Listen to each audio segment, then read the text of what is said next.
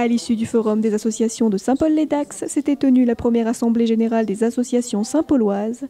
L'occasion pour le maire de présenter sa politique en faveur des associations.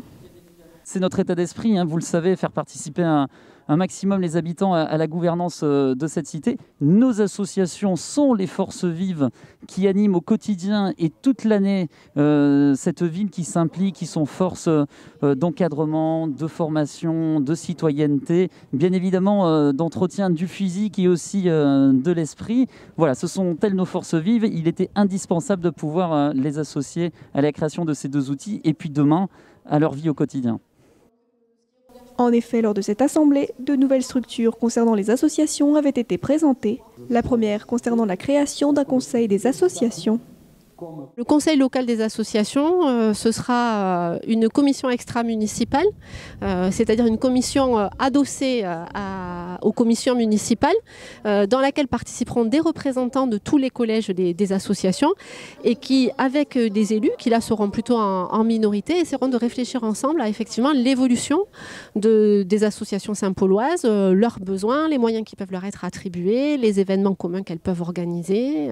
Et puis on voudrait aller un petit peu plus loin. Notre programme, en gros, a été articulé autour de 3 piliers qui étaient donc la démocratie, c'est le premier qu'on veut activer au travers de ce conseil local, la transition écologique et puis donc la justice sociale parce que effectivement au travers du tissu associatif, c'est du lien social qui se crée.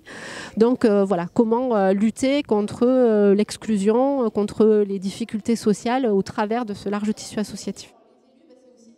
Seconde structure à être créée, un office municipal des sports afin de fédérer la trentaine d'associations sportives de la ville.